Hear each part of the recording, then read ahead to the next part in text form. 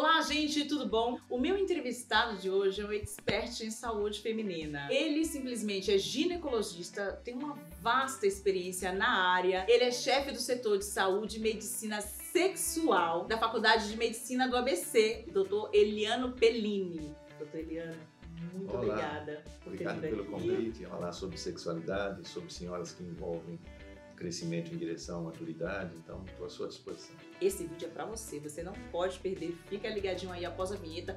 Enquanto isso, já vai dando aquele like e encaminhando pra sua amiga, porque vai ser show.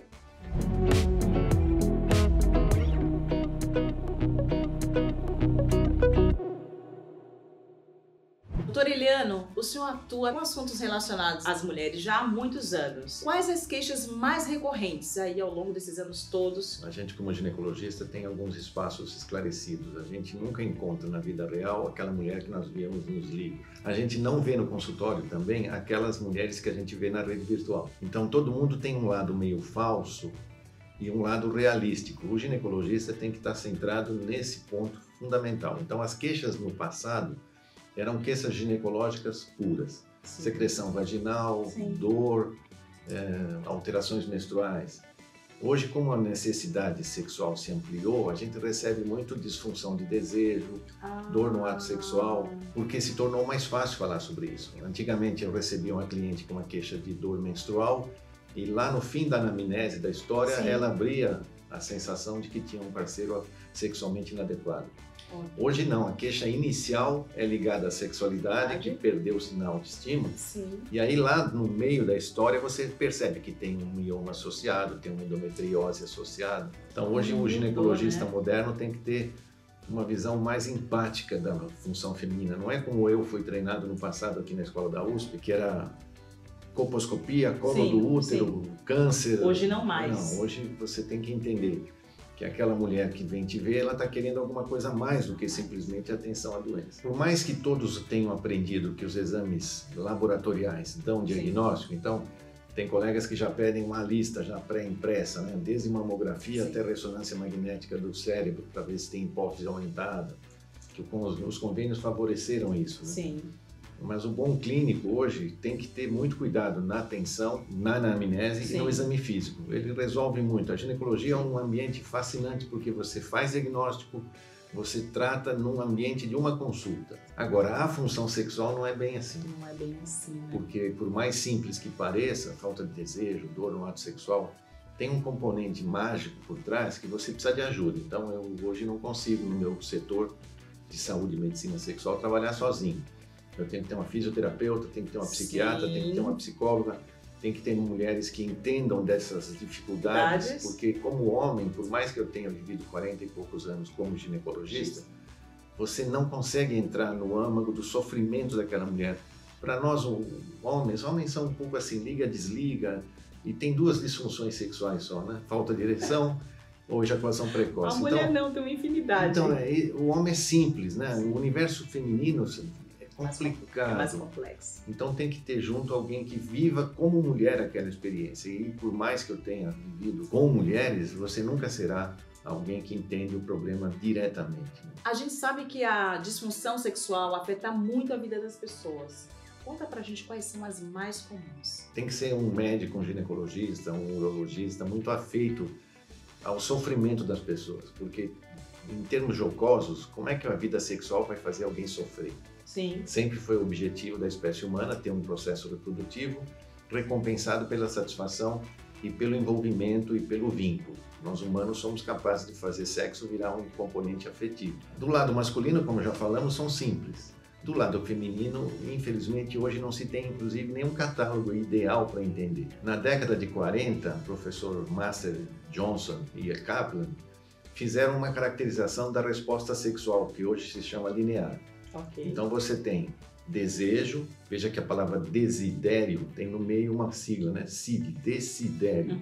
SID significa estrela, em latim. Okay. Isso significa que alguém que te causa desejo é alguém que você vê brilhar. E o ideal do envolvimento sexual seria você fazer essa pessoa brilhar mais e você brilhar junto. E infelizmente tem um universo masculino muito pesado que tenta apagar aquela estrela, apagar aquele brilho E isso pode ocorrer fazendo 2, 3 filhos nessa mulher, agredindo. Sim. Então é interessante essa sensação do desejo. O desejo foi colocado por uma psiquiatra chamada Kaplan, e aí o desejo desencadearia a excitação, que no homem é ereção, na mulher é lubrificação vaginal.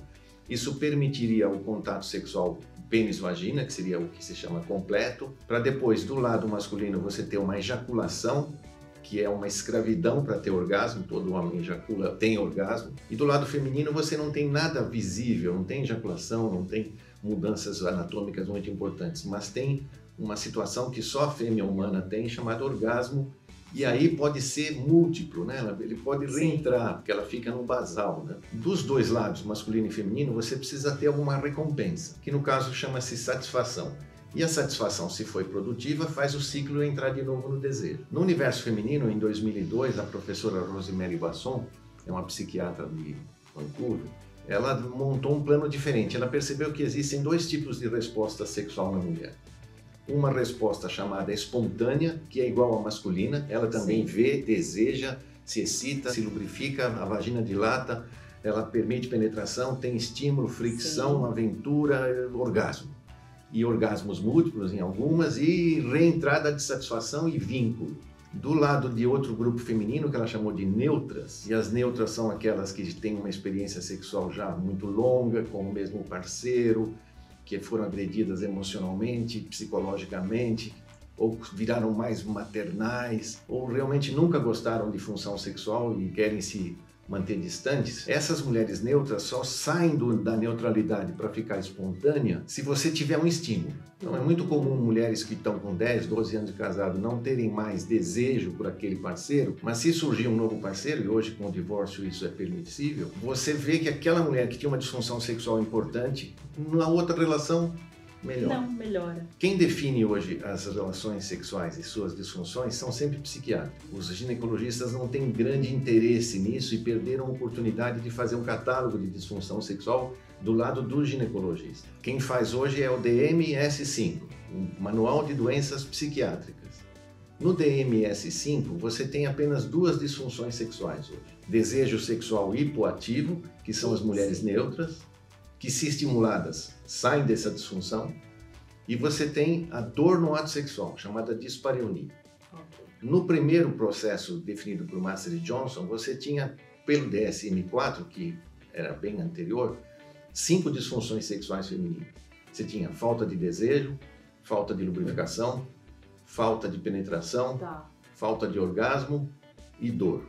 E além disso, um fenômeno psicossomático muito interessante para quem estuda, mas extremamente agressivo para quem tem, chamado vaginismo. A vagina é um órgão que foi montado com músculos para sustentar a bexiga, o intestino e o útero, que quando você aproxima do lábio vaginal, ela se abre, para que ela possa urinar, para que ela possa evacuar e para poder ter penetração. Sim. Mas há mulheres que só o simples fato de lembrar que vai ser tocada ou vai ser penetrada, ela cria um espasmo muscular dos músculos elevadores do ânus e urogenitais e fecha como se fosse uma coisa intransponível. Algumas são tão agressivamente afetadas por esse fenômeno psicossomático que não passam cotonete. Eu tive uma cliente muito grave nesse aspecto psicossomático, que era assim, ela não passava rímel com medo de penetrar no olho, não colocava cotonete no ouvido. A sorte é que esse fenômeno não tem ligações, às vezes, com agressões sexuais do passado. É isso que eu pergunto. E às vezes são mulheres que têm uma educação muito castradora, muito religiosa. Rígida.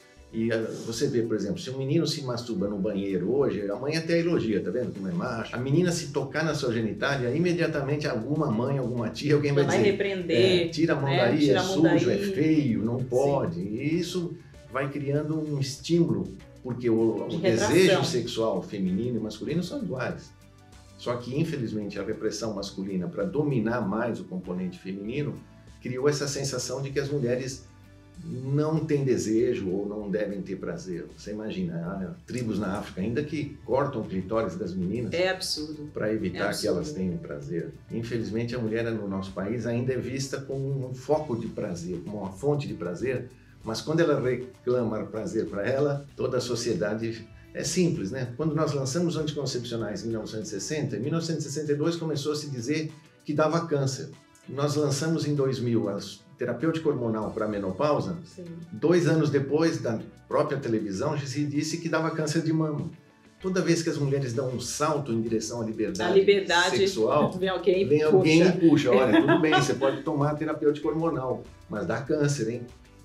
Engraçado. E o que eu sinto também é que conforme as mulheres dão um salto de liberdade, essa mulher, quando vira mãe, volta atrás da educação da sua filha. É muito louco isso. É um ciclo. É um ciclo que deveria ser o contrário. Que deveria ser o contrário. Tudo que você aprendeu, você deveria passar para sua filha. Então, por exemplo, melhor forma de evitar disfunção sexual: masturbação prévia.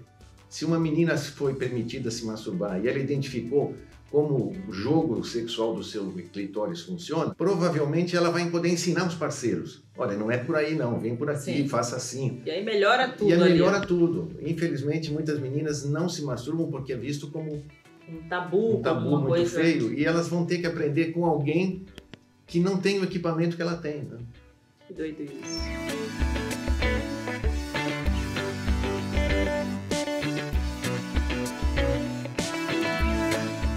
Eliano, nesse gancho, a brasileira, ela lida bem com a sexualidade? Desculpe o sorriso irônico.